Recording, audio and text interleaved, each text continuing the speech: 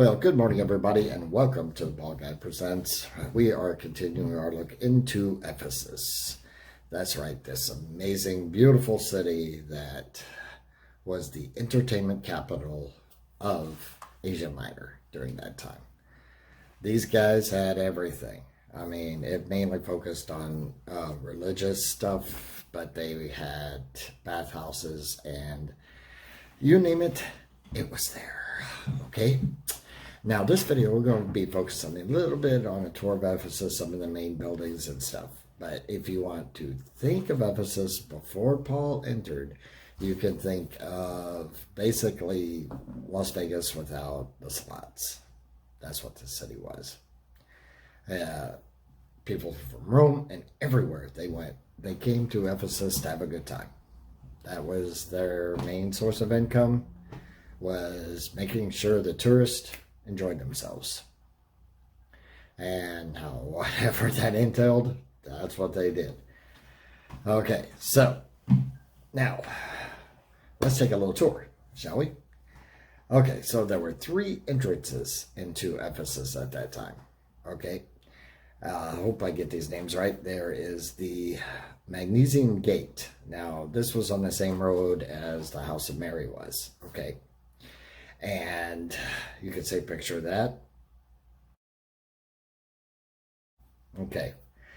And then there was the Agora Gate. Now this was at the back of the stadium. Okay, let's take a look at that. All right. And so as you enter the city you'll see the back of the stadium if you enter through that gate. The Magnesium Gate was a main gate that people entered from Rome. So they came down this city and came down this road, went right into the gate, right into the city. Now the third one was the harbor. Okay, let's take a look at the harbor.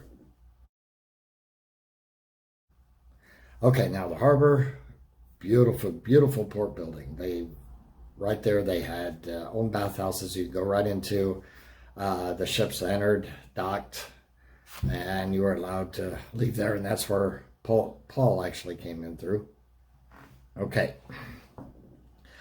Now, let's talk about the East Gymnasium. Here's a picture of this East Gym. Okay. Now, this thing was made in about 2 AD. It was both a gym complex and a regular gymnasium.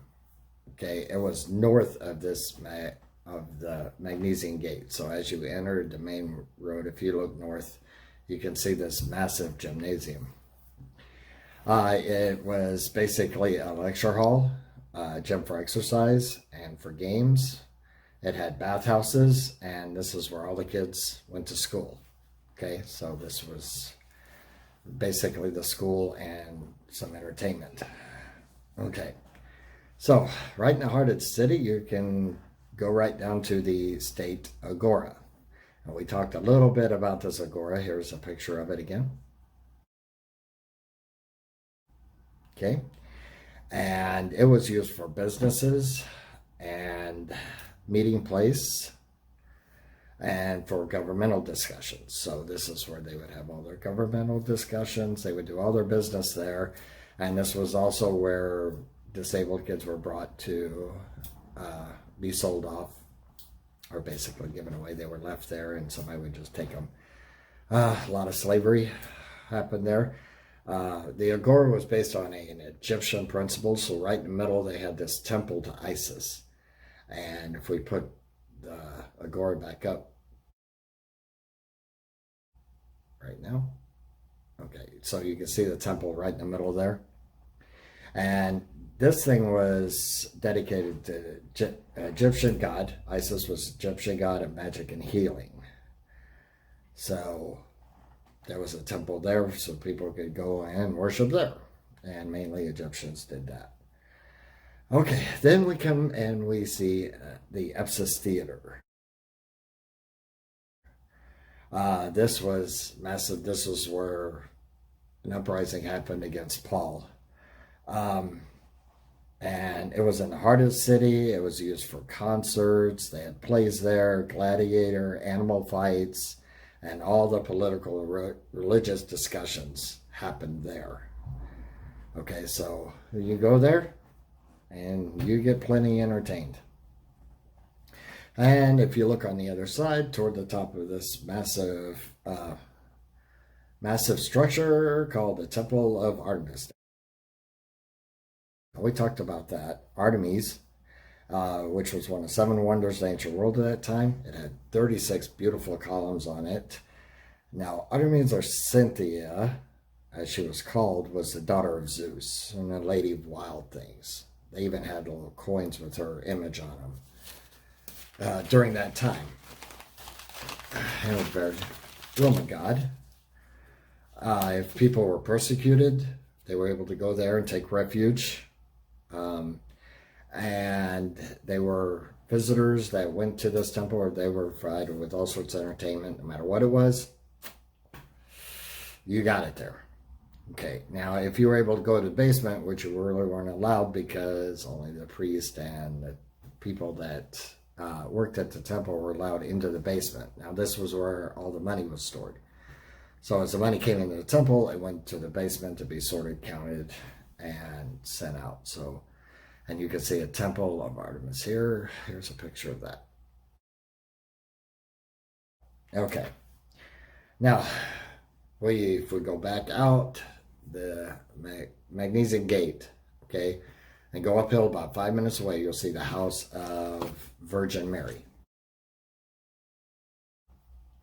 Now, this is where, when Paul and Mary left Jerusalem, they went to Ephesus. This was after all of the apostles had been killed. Okay, so John took over as the main apostle for Asia Minor. So he went to Ephesus. This was after Paul was there. After all of that, he went to Ephesus, and Mary, and got a house for Mary. Okay, and she settled about 5 minutes away from the city. She did not want to be in a crowded area. She knew what Ephesus was. They both did. And wanted to kind of stay away from that. She just wanted to be kind of secluded. She elderly. This house was a pretty nice little house. It was 2-story. Had bedroom, prayer room, room with fireplace and front kitchen. So it was a nice little structure that she was able to, spend her final days in. Later on, it did become an important location for Catholics and Muslims. Muslims believing that she's a mother of one of their prophets. Of course, they did not believe Jesus was God. So, but they considered her one of the prophet's mother. And Catholics, of course, being Saint and Holy Mother. Later on, about 4th century AD, they built a church there, and they combined the house and her grave. So that was pretty interesting. And like I said, it was 5 minutes from Ephesus. So you can see a picture of the House of Mary here. Okay. So basically, that's a little tour of Ephesus, of some of the main buildings. If you want to see more, because there was a lot more to see there, you could go online and have a look at some of the ruins they found of the buildings. You can actually see what they look like, because it was a big, beautiful entertainment city. Now, in my next video, we are going to focus on the church history of Paul entering the city, what happens there, how the word gets spread, and continues out through all Asia Minor. So we see God's plan just unfolding as he told the apostles when he ascended into heaven. He says, go and make disciples out of all the world.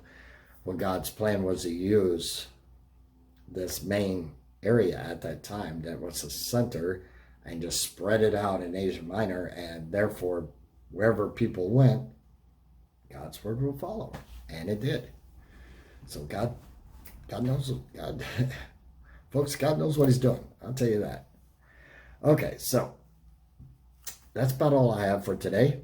I hope you enjoyed this little tour of Ephesus. Now we've got our foundation laid, folks. So we've got it laid out. We know what Ephesus was. We knew how it could fit together into God's plan. And now we'll see that plan unfold. And this is what Revelation entails of God's plan unfolding. And we're close to the end of that plan right now. We are in Revelation right now, waiting to be with Him.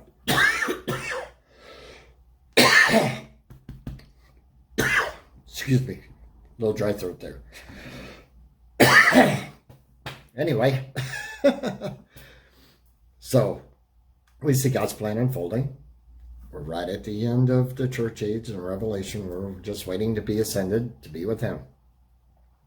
So God's plan is coming to a close. And it's pretty interesting to see the start of God's plan so we can see the end. Okay, so I'm the bald guy. I am out of here. I will see you next time as we start our church history. Bye, folks.